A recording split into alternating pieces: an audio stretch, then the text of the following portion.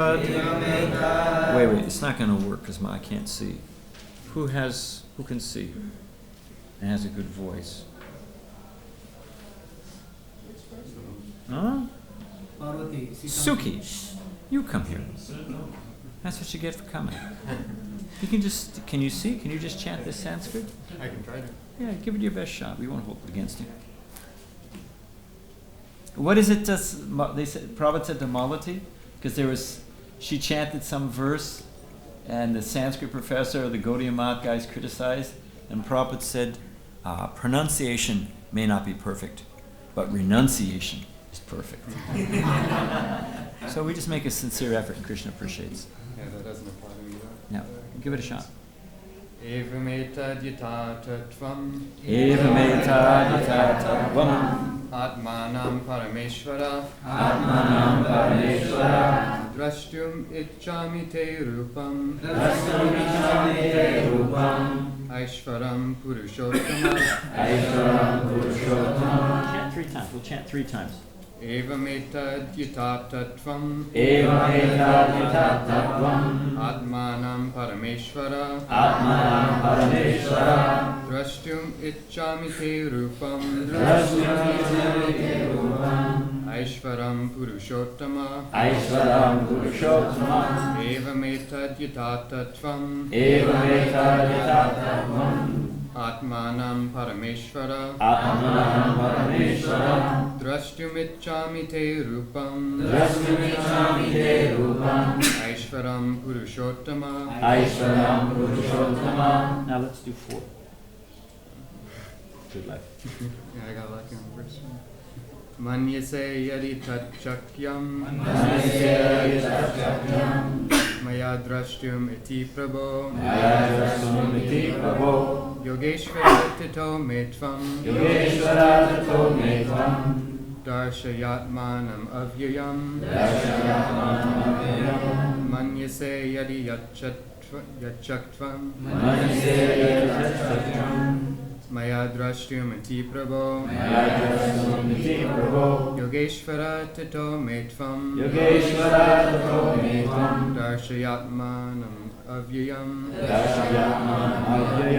Manyase yadi tatchakyam Maya drashtum iti prabho Yogeshvara tito metvam Darshayatmanam avyayam.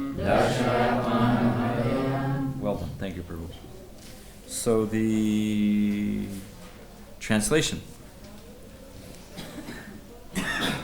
O greatest of all personalities. Oh, I'll just say. It's all right. Appreciate your enthusiasm. But.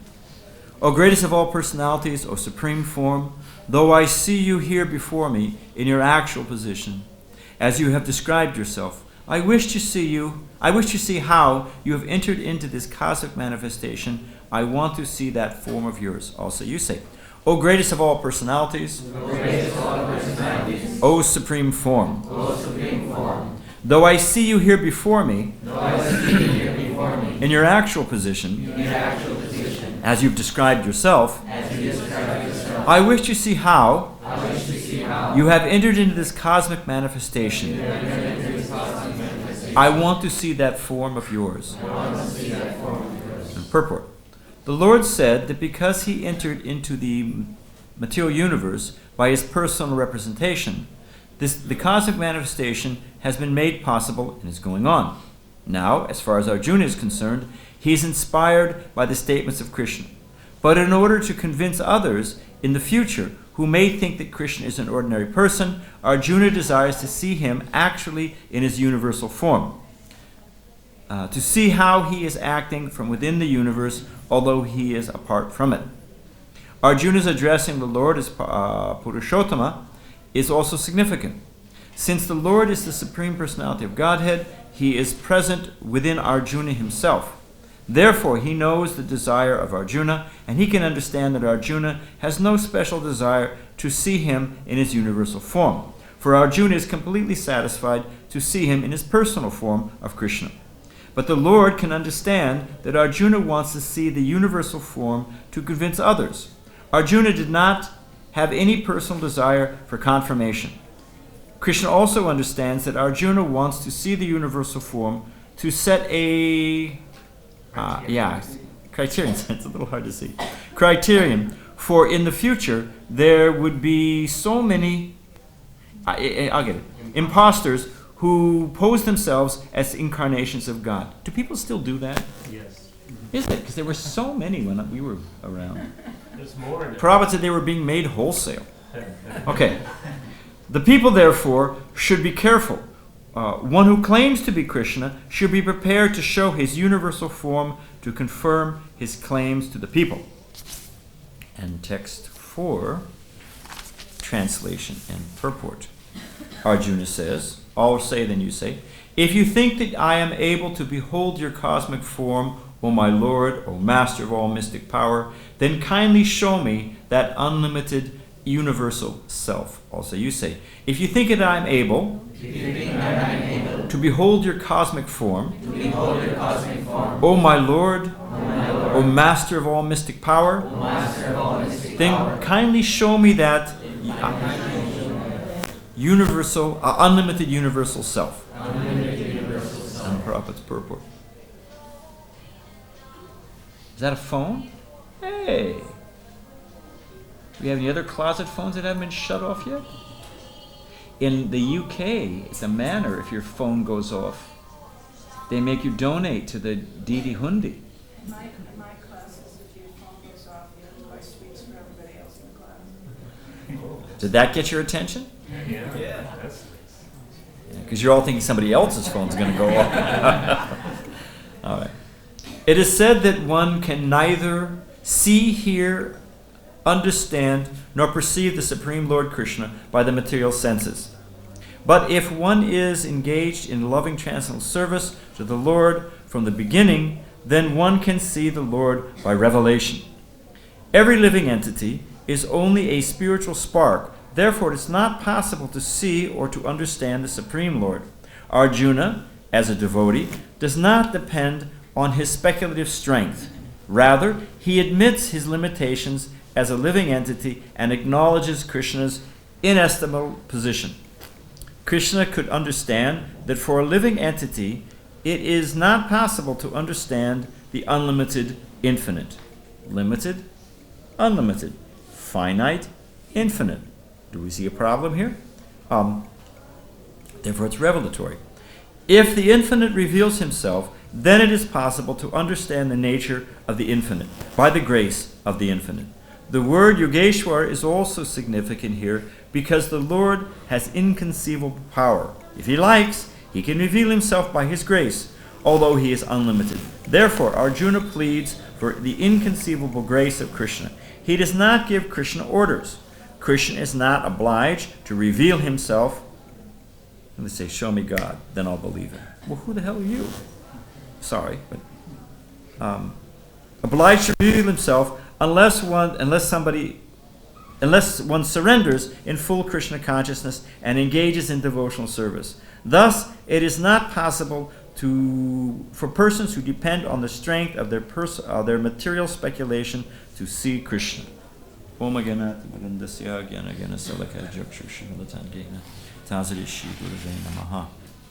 just a few. I was sitting in a class one time with Srila Prabhupada was speaking on this verse, or the universal form in general. And Prabhupada said the devotee's first question about the universal form is, where will we hang the garland? The devotees, we know Krishna's unlimited potency and opulence, but it is the sweetness of Krishna's, Prabhupada said, and Bhakti Siddhanta Saraswati Thakur says, there is seer, seen, and the act of seeing. We don't want it all to become one. There's the seer, there's the seen, and there's the act of seeing. Prabhupada describes this, Om, A-U-M, in the teachings of Lord Chaitanya, that there's this interaction, seer, seen, and act of seeing. Srila Bhakti Siddhanta was, I think, therefore I am. I'm here, there's the external world, and what's my relationship? And Krishna, being a person, allows for that relationship, that interaction. We don't want to say the universal. We don't want to be stunned and fearful. And what did the Christians say? For I am a wrathful and vengeful God. he's always smiting and smoting and smitten. What is the, I don't know what the past tense of smite, smote, smitten, whatever it is. He's always throwing thunderbolts, and it's a very much of a fear dynamic. Fear and guilt. The Bible is laden with it. The Quran is also laden with fear and guilt. And that's how you control a rascal. You have a stick. We're off track, but it's okay. Prabhupada was in L.A. Hayagriva had 2 sons, Girish and Birbhadra, who were always in mischief. They were always causing trouble. And Prabhupada brought them into the room. And Prabhupada said to Hayagriva, no, it was Shalavati's sons. It was Shalavati's son. So Prabhupada said to Hayagriva, he said, you will take Girish. And then he said, Vishnujan, you will take Birbhadra. And then Prabhupada said, and you will obey them. And then Prabhupada took his cane, bam, slammed this, or I will take care of you. And they offered their obeisances. When they offered their obeisances, Prabhupada was laughing, because they could. And then when they came up, Prabhupada was very stern again, So this, that's how you deal with it. You got a big stick, like a monkey, you got a big stick, and then if I'm a wrathful and vengeful God, you got one life, and if you blow it, you're going to burn forever in hell. Yikes! That gets your attention. But for one who's more intelligent or a loving relationship, we're not so interested. So, and as far as them being God, was it in New York when someone was advertising as God? Someone came to Prabhupada, was advertising for God, and then the whoever was the attendee of Prabhupada's class came back the next day. Prabhupada asked, "How did the class go?" And the guest said, "Well, he didn't come for class. He had to go to the dentist for a toothache." Prabhupada said, "God has a toothache?" And with that, of course, he's not around anymore. Who knows where? He may be around as a cockroach in the commode. We don't know where the guy is now. But that Guru Maharaji, he was advertising he was God and this and that. But he was Bal Govinda, Bal Gopal. And he got a stomach ache. He went to Coney Island and ate too much ice cream and got a stomach ache and had to get his stomach pumped. And they reported it to Srila Prabhupada. And Prabhupada said, "What is this?" Prabhupada said, "They're being kicked." So Prabhupada said, if we're all God, he said, "Fine, you'll be the kicked God, and I am the kicking God. Where are my boots?" Prabhupada said. So we're not interested in this kind of cheap God.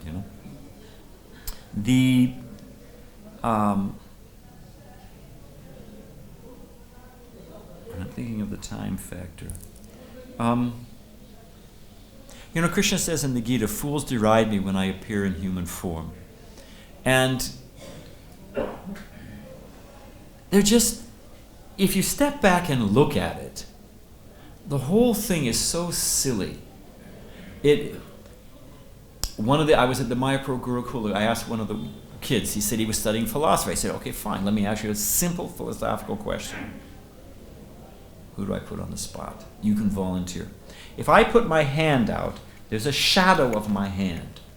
Now, how many fingers are in the shadow? Some of the ladies want to volunteer? Don't overthink it. 5. Huh? 5. Wait, I'm going to ask the men next. No, I wasn't picking on the ladies. No, there's 5 fingers. Unless you're that guy with isn't there the tailor who's got 6 fingers? Yeah, well, he's got an edge on the other tailors. But assuming, my hand is out there, the shadow has 5 fingers. Now for the men, don't overthink it. Why does the shadow have 5 fingers?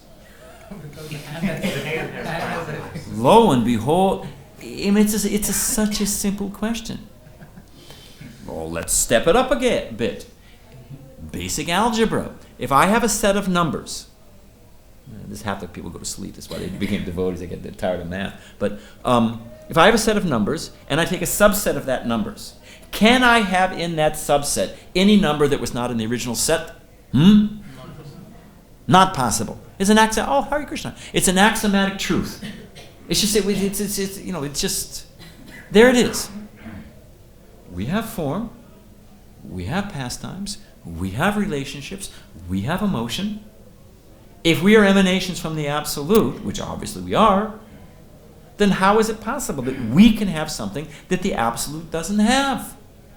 It doesn't make any sense at all. So that the idea that the Absolute doesn't have form, but they try to squeeze everything in their little pigeonhole brain. Prabhupada's famous example of Professor Frog, "Doctor, is everything compared to my well?" They ask, there's this big guy, he's a big cosmologist, astrophysicist, and he's studying. They don't know what the hell's happening out there. They spend billions, with a B, billions of dollars, and they send out some little beep, beep, beep, beep, beep, beep, beep, beep, beep, beep, beep, beep, beep, beep, and off it goes out into space. And it sends back where there's electromagnetic signals, beep, beep, beep, beep, beep, beep, beep, or whatever it is. And from this they deduce the secrets of the universe. I mean, they may have gone past Narada Muni playing his Veena. Who knows, beep, beep, beeps, come back with a 1, 2, 3 beat of kirtan. They don't know what's happening out there. But this guy, he's one of the top astrophysicists, and his response is, life as we know it. There's no life in the universe as we know it. Anyone know Prabhupada's famous response to this? How much do we know? Well, that's the other thing. I was with Prabhupada, and a man kept saying, well, as far as I know. Well, as far as I know. Well, as far as I know. And finally Prabhupada said, that's my point. How far do you know? but the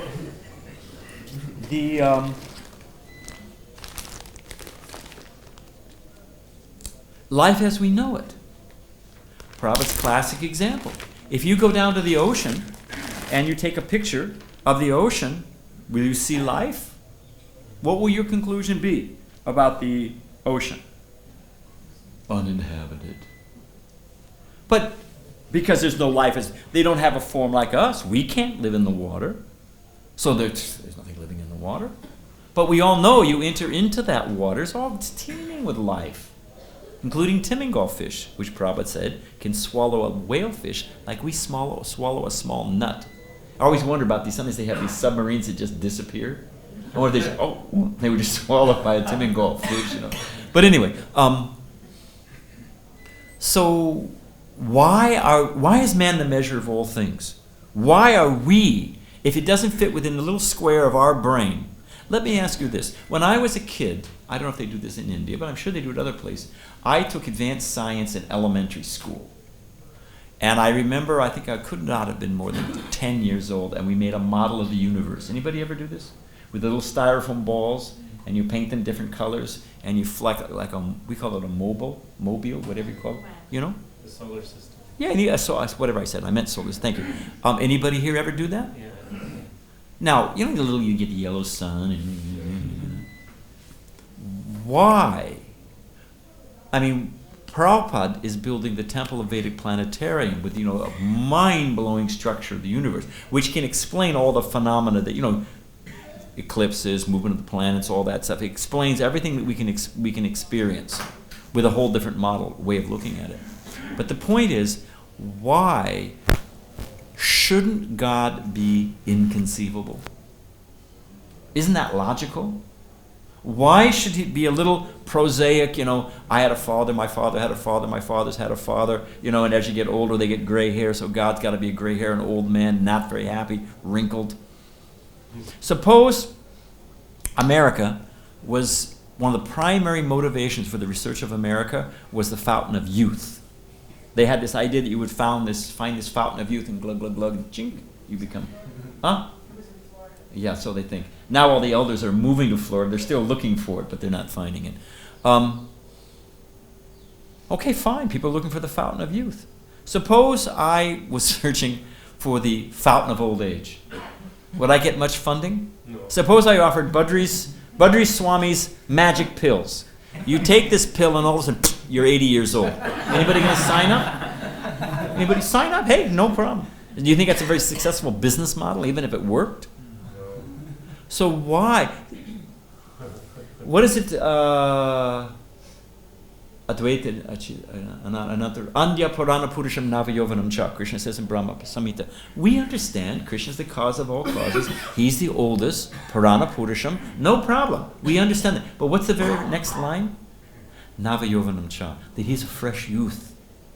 So why should we project with our little pigeonhole brain, I had a father, my father had a father, God must be the first father, therefore he's got to be the oldest, therefore he's an old man with a gray beard.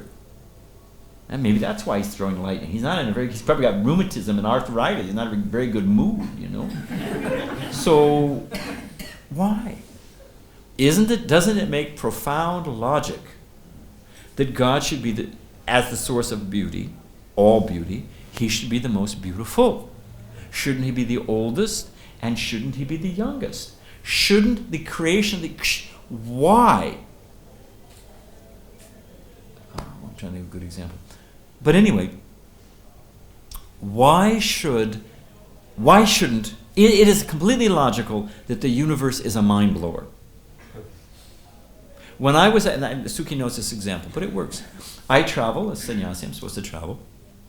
I also grow some little flowers and things, for the deities, nice fragrant flowers. It's my therapy. It's either that or basket weaving. You try being a GPC. Every one of these gray hairs has a name on it. So that's my therapy, And it's nice. I grow some fragrant flowers for the deities. So I have been traveling for some time. We have an old world rose. It's called Madam Isaac, whatever. I tell you, it's pink. It's beautiful. It's super fragrant. It's a wonderful rose. So I was watering it. It turns out a colony of ants had moved in. And when I was watering the pot, they freaked. You can imagine. You've seen how they carry all the babies on the larvae on their, women and children first, and everyone bails out. And in the great annals of time and the Puranas of the ant history, there will be the flood of 2015. But they have, and I felt badly. I shut the water off. I put a little stick there so they could climb out. That freaked them even more. They have no idea that behind the flood is a hose. Behind the hose is a handle. Behind the handle is a hand. Behind the handle is an arm. Behind the arm is a person. But they're tiny little ants. And therefore they can't, it's completely beyond their comprehension. My father took me to, when I was a little boy, kid couldn't have been over 6 years old. Maybe, probably around 6, 7 maybe. And what do they call, take your son to work, or take your kid to work day, whatever it was. We had a long driveway from our house. And I remember I was attached to my father. I would wave goodbye. We would have breakfast together and off he would go. And he would drive down the long driveway and he would turn right. And at that point, he fell off the universe. I knew where my little school was. I knew where my best friend lived. I knew where the little baseball park. Have anybody ever gone back? Anybody been born somewhere, spent some years there, and then not seen it for many, many years and gone back? You were there as a kid, and then you went back as an adult? What's almost a universal experience? Outside, think hell, I got out of here. What's the other thing? The shrine. How small it is. Yeah. I remember thinking, I used to trudge all the way to school with my heavy books and, 3 blocks away. But when you're small and that's your little world, so we live in a very, very small world and we're thinking this is reality. But, there's higher universes, Om Bur Bhuvaswa, there's a whole creation. And it should be let's talk about something. One man said, because we're talking here, show me God. I don't want to get too far afield. Show me God. So one man said, can you see God? And there's many, many ways Prabhupada would answer. Usually he said, what's your qualification to see God? First become, your eyes become anointed with the salve of love, then you can see God. So many things. But I heard Prabhupada say, first off we'll say this one, then we'll say the other one. Prabhupada's in Bhaktivedanta Manor, long temple, thin temple room. Vyasa-san's here, beautiful Radha Gokulananda here. A man stands up and says, can you see God? Prabhupada said, yes, but you're standing in the way, sit down. He wanted to see, So the Prabhupada answered different ways, can you see God? So one man said to Prabhupada, can you see God? Prabhupada said, that's not the question. The question should be, why can't you see God? The mystic power of God is all around us. We live, here's a simple, thought exercise. One of my good friends, Saraputa Prabhu, one of my heroes, Saraputa Prabhu. I'm just thinking of the time factor. Maybe I'll say it this way. Okay, so one of my good friends, the mystic power of God is all around us if we have the eyes to see. We try to see, like I was saying, to finish up the example of this astrophysicist guy. He's thinking that form of life has to be like our form. What is it? We're carbon and water and whatever we are. That's what we have to be. But the fact that, Prabhupada always points, Prabhupada never shied away from the Vedic truth. Prabhupada, he talks about Vivishwan, there must be a sun god, Krishna went there, he spoke to the sun god. So they have fiery bodies, and you're thinking, oh man, fiery body, Greek mythology, bring me Casper the ghost. What are you talking about here, But the fact of the matter is, as I said earlier, there's so many living entities living in the water. They've adapted to living in the water. We can't live in there. In fact, wherever they look, they find people. Find life. They're a type of people. You go to the bottom of the ocean. The pressure of all that incredible pressure, no light. I think the carbon can't get out because there's so much pressure, whatever it is. It is one of the most intolerable, unsurvivable places in the existence. Teeming with life. All kinds of far out living entities are living in there. They went to a place, it's at the bottom of the Mariana Trench, which is outside, I think it's off the coast of Japan. It's supposed to be the deepest place in the ocean. It's like 3 miles deep. Anyone here's got facts? Okay, you can Google it when you get home. I think it's 3 miles deep. So it's dark, methane gas, no light. It's one of the most intolerable places on the planet. Nothing should live there. And there's fissures, cracks in the earth, and there's horrible toxic gases coming out. And it's hot. It's like 2,000 degrees. The water's boiling or whatever. It's incredible. I don't think it boils because there's no oxygen, but the point is, it's incredibly hot. Teeming with life. All kinds of little microbes, this one feeding up. What? So there's, wherever you go, the point is that how far do we know? So similarly, to understand the mystic power of God, it's all around us. We just have to open up our heads and see. And it's actually, because it's Kali Yuga, people are so proud. We were getting some marble for the deities for the San Diego temples. One of their prashadam tables was broken. So I'm in Tijuana. Donde está este tienda? I'm trying to find out my own broken Spanish where something is, 3 guys standing there in the corner. They each one pointed in a different direction. They can't all be, 2 of them have to be wrong, right? They pointed, and then they saw that they were all pointing in different directions. Even they became a little embarrassed. They were laughing, and they said, actually, we don't know where it is. But, we live in Tijuana, you're a foreigner, you're asking, we didn't want to look like dummies, so we just, maybe it's this way, The whole place operates like that. That E. Cummings, an American poet, probably will quote poetry sometime, his line is talking about childhood. He said, as up they grew, down they went. You ask a small child, is there God? No question about it. I have my mother, I have my father, they're maintaining me. Wherever I see order, pattern, symmetry, design, they should be seamless in their logic. We need to challenge them. Because they just get away with it. They just bluff. Goebbels, is that how you say it? Hitler's propaganda minister. Goebbels. You know what his mantra was? How did it go? If you're going to tell a lie, people will buy anything if you tell a lie loud enough and long enough. That was the first time. Tell a lie loud enough and long enough, and people will believe it. And don't tell a little lie. Little lie, they'll niggle you about. But a big lie, they think, they would never lie about that. So tell a big lie and tell it loud enough and long enough, and people will believe it. Everything happened by chance. Nothing else in our experience happens by chance. Nothing. We come into this room, it's organized nicely because we know there's devotees who set it up. Wherever you see order, pattern, symmetry, design, there's intelligence behind it. It's our universal experience. It's a law like gravity. Every time you pick up your foot and put it down, you count on it. Anybody here plan on floating away? Anybody being a chain and a hook to stay down today? We all know gravity. We have complete faith in gravity. In the same way, wherever there's order, pattern, symmetry, design, there's intelligence behind it. How can they possibly get away with saying there's no supreme control or no supreme intelligence? Push matter together. You'll never get... I don't have time to go into it, but there's the Chinese room example. Sometime I'll tell you the Chinese room example. There's no consciousness generated from matter. It simply doesn't happen. Some of the best and brightest brains at Caltech and MIT are now accepting consciousness is its own tattva.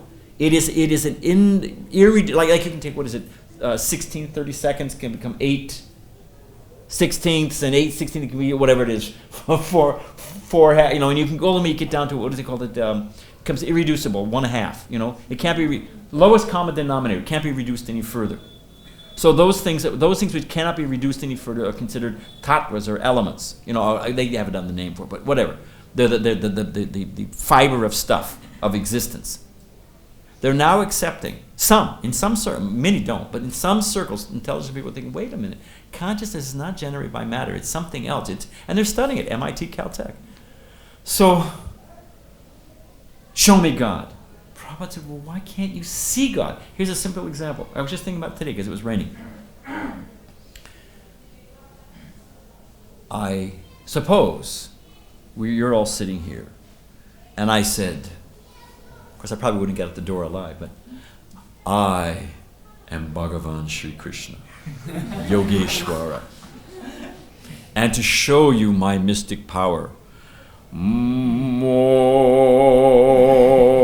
this bottle of water, you'd be, Badrinarayan Swami is Bhagavan, They would be out on the internet right away, Huh? Facebook, yeah. Pictures don't lie. Pictures lie all the time in society. That's what Photoshop is for. But the point is that, hey, give me credit. It would be a pretty, hey, could come in handy. If I want a glass of water, okay, I don't know, you have a little house trick, you could use it now and again and come in handy. And yet, think for a minute. Sadaputta Prabhu, as I said earlier, one of my heroes, it rained in San Diego County, and it hardly rains, it's practically arid. So I think it rained 1/16 of an inch. In India, they'd even measure 1/16 of an inch. It's like inconsequential, but it's a big deal in California, Southern California. So, do the math, as they say. You can take it rained, it said in the newspaper, that great Puran of Truth, that it rained 1/16 of an inch yesterday in San Diego County. County's like district, something like that, okay? So, San Diego County, anyone know what the so many square miles, San Diego County. Now you can understand, you can calculate the surface area of San Diego County.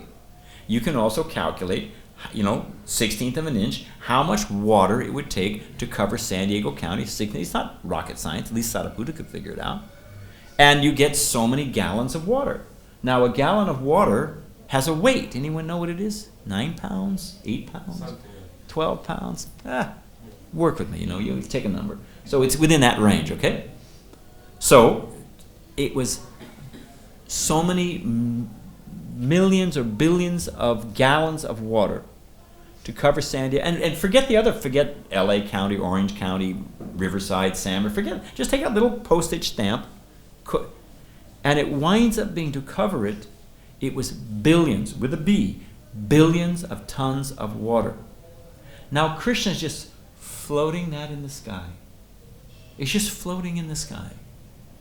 Krishna has his array. He's, what is it? Om Pranamada Pranamidam, Parameshwara. He's got the sun. Does anyone know why there's salt in the ocean? Suki knows because I've used this before. Anyone know why there's salt in the ocean?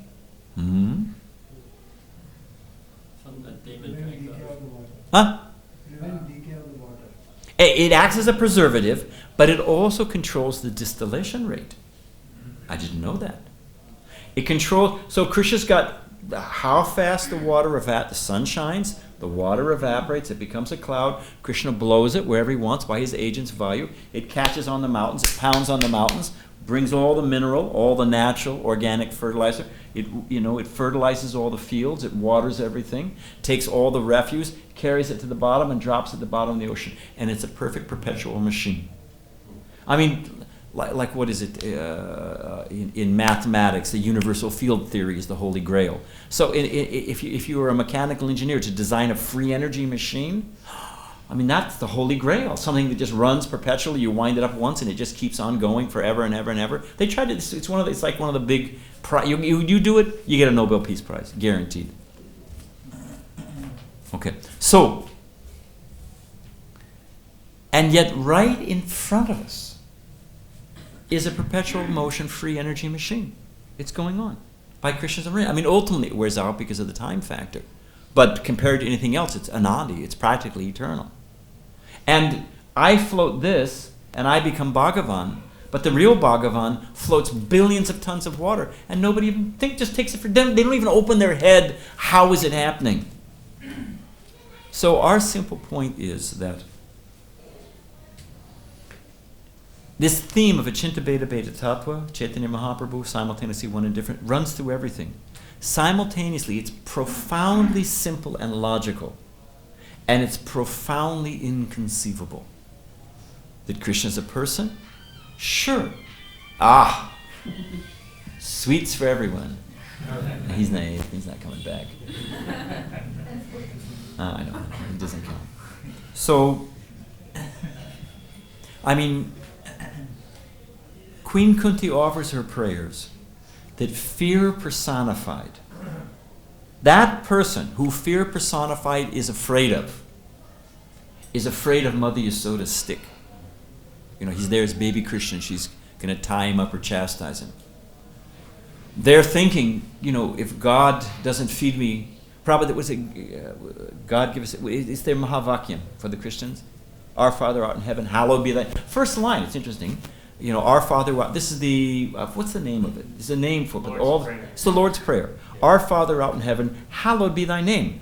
Wow, right off the bat, But it says, give us this day our daily bread. Forgive us our trespasses. I forget all the rest of it.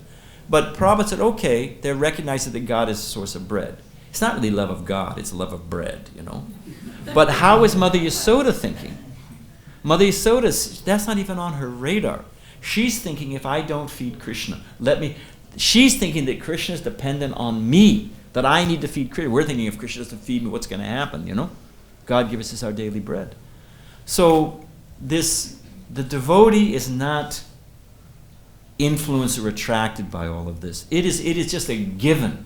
The devotee automatically understands, sure, we understand how God is present everywhere. What is it? Brahmaneti Paramaneti Bhagavaneti Shabite. We understand God's present everywhere. He's got all those different manifestations. We understand the whole thing. But the devotees understand far beyond this.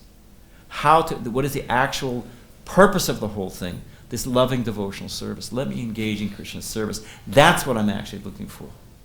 Okay, so we have a few minutes. Oh, just as a sideline, I actually had a man one time, Ann Arbor, Michigan, University of Michigan. We had a small preaching center. I guess Prabhupada mentions it here in the purport. And this guy told me he was Krishna. I said, really? I said, I've been waiting to meet you. I kind of thought you'd look a little different, like all attractive, but that's another thing. I said, very nice to meet you. I said, but Krishna sets a standard in Bhagavad Gita. So, can you show me your universal form? And I swear to you, the guy went. I said, hey, I missed it. I said, do it again. I said, missed it. It went right past me. He said, you're not qualified. So, they say that. So, in this purport and in this verse, what is your answer, oh sages and sadhus? If I say I'm Krishna, you say, show me your universal form, because Prabhupada says here, a procedure's been set in place, a criteria check. So, what will you say to me if I say I'm Krishna? You cross the traffic light. Yeah. So, but according to this verse, what will you say? Show me your universal form. Well, you're not qualified. Engage in devotional service. I already knew this. Huh? I already knew I wasn't qualified. Yeah, that's what made me do. So, but what is Arjuna's response? Arjuna, Krishna's a step ahead of us. What does he say? What happened? Huh? She said it, but anyone else know the answer? What? We just read it. Work with me, Prabhus. What did Krishna give to Arjuna? He gave him the eyes to see. So, fine. I may not be qualified, but as it says here, you can give me the eyes to see if you're Krishna. So there's a proof check given by Krishna in Bhagavad Gita. Okay, any questions? Anything at all? Yes, Baru. Yes. Oh, we got a mic. Even in this, do we need a mic in this small room? It's for the recording. Ancha, for the public record. I hope I haven't said anything controversial.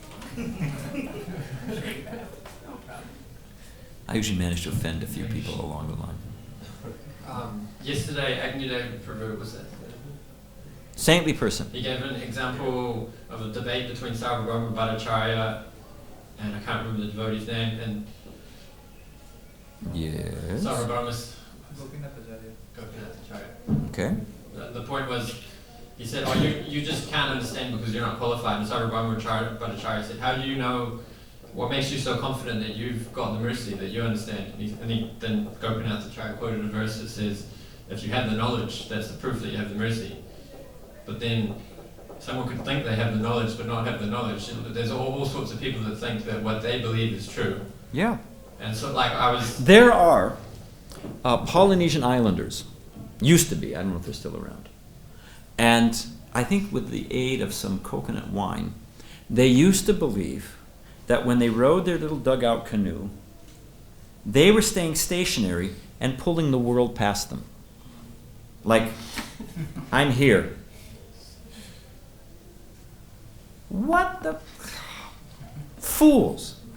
And yet, I mean, imagine such a concept. But that was their that was their cosmology. They thought they were pulling the world past them. However, they travel from Polynesia, from whatever it is, Southwest Sea in the Pacific Ocean, thousands of miles. They didn't have a sextant. They didn't have any navigational tool. Simply by the stars. They traveled all the way to Peru and back.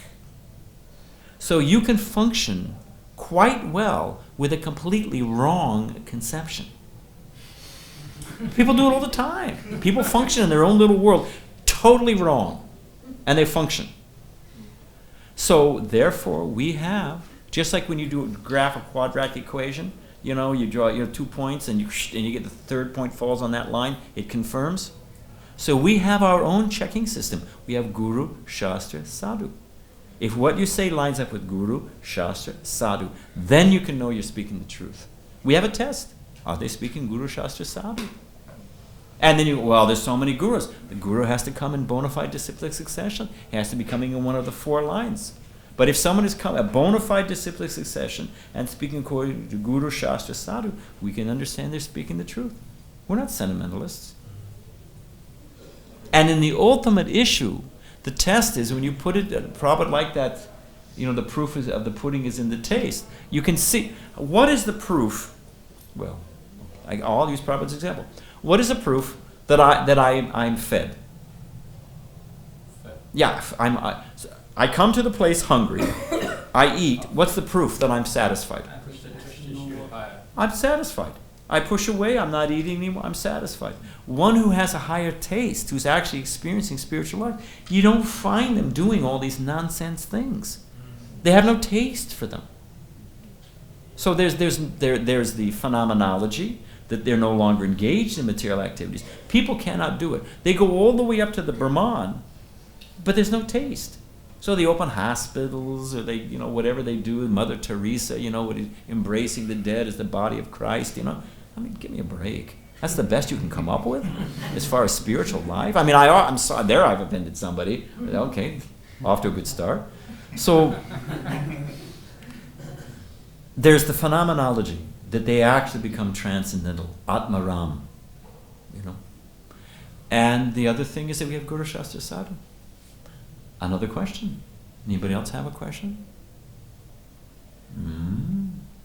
Yeah. Actually, in relation to his question, is that He had another thing percolating, but I want to give somebody else a chance. Arjuna asked the same question of Krishna in Bhagavad Gita. He said, "How does he walk? How does he talk?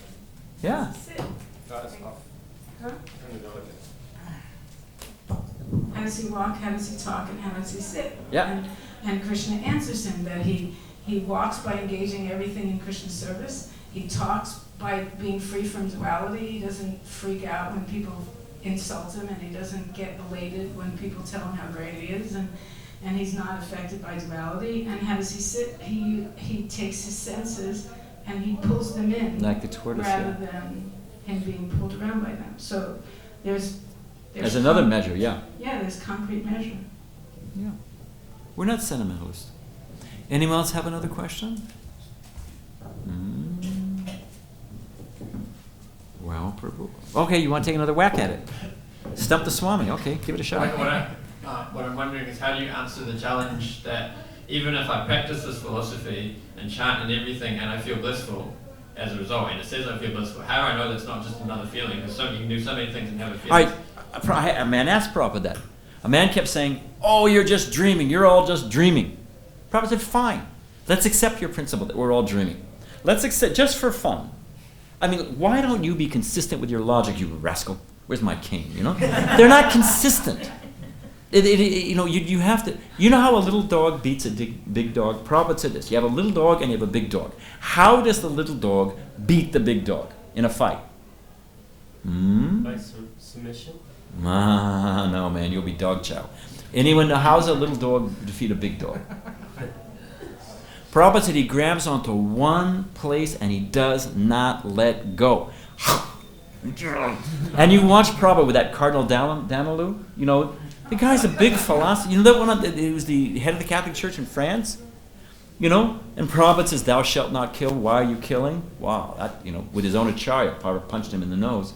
Then he says, you know, why can't they wiggles around this way and that, and says, you know, when he's completely defeated, he's in a box, you know, and so he just wants to change it. He's like, oh, you look over there, okay, and you forget about this, you know.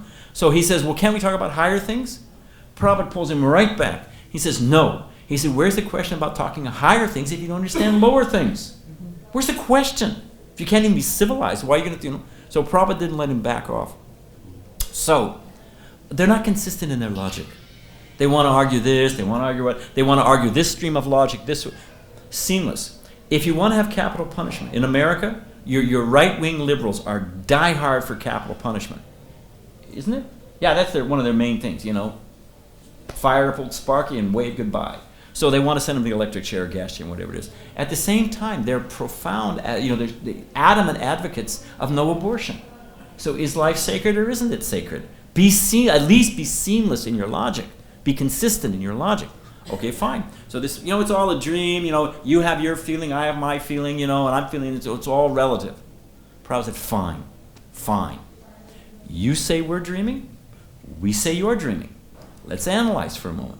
Prabhupada said, if it's all a dream, there's no high reality. It's all, Krishna says himself in Bhagavad Gita, if it's all chemicals, so what? You know? So Prabhupada says, it's all a dream. We're having a great dream. We're taking prasadam, we're dancing and chanting. Suppose, no offense intended, for a minute, it's all fantasy. There is no reality. It's all relative reality. Well, we're having a great dream. It's all a dream. We're taking prasadam, we're not in anxiety, we're fearless. The time of death, hey, shuffle off this mortal coil. I come back as a nice devotee. Jai Patak Maharaj was talking about how we've got to improve our Gurukula system because many of us are going to come back in it. So let's fix it now, you know. So, hey, I come back as a devotee or I go back to Godhead. Hey, I got no worries. My problems are solved. So it's a great dream. So Prabhupada said, and your dream, you're full of unfulfilled desires and angst, and you know, they are completely in anxiety. Why do they stop? An ambulance goes by. All around the world, people stop and look. There, but by the grace of God, go I. It's like when the Sudarshan Chakra goes to the subterranean heavenly planets. People think, wait a minute. Whew, dodge that bullet. Subliminally, that's what they're thinking, amongst other things. So the point is that they're full of angst. Krishna says in Bhagavad Gita, it's a psychological fact. Burns like fire and never satisfied. Their lust, their desire, their angst is never set. What is it? Dharmasya pavargasya. Pavarga. You know, they're working hard, they're sweating, they're in anxiety, they're not satisfied, and they're always waiting for that coup de grace to come at the end. Whack! The time of death. So they're riddled with angst. We maybe call us fools, but we're chanting and dancing and having a great time, anxiety-less. So even if we're wrong, we're right. Then Prabhupada said, hey, and wait a minute. I'm probably going to say it like that, much more for gentlemen. Prabhupada said that But what if what we're saying is true? What if there is Krishna? What if there is a soul? What if there is karma? What if there is a spiritual world? So Prabhupada said, if we're wrong, and it's all fantasy, we're still right. We're having a great time. Better than you. And what does it matter? There's no absolute truth. So at least, row, row, row your boat gently down the stream. Merrily, merrily, merrily. Life is but a dream. We're having a great dream. Don't rock the boat, buddy. So we're happy. But then Prabhupada said, so if we're wrong, we're right. Now, what if we're right?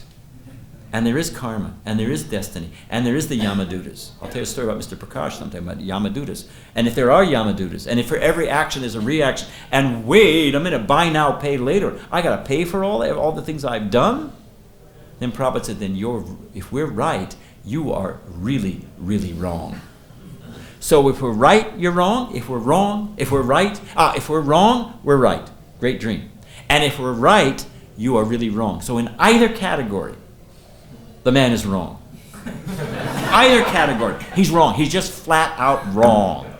Case closed. Take prashadam. Okay, I think we should end there. Okay? Thank you for sitting so patiently. Hare Krishna, until we meet again. Hare Bol.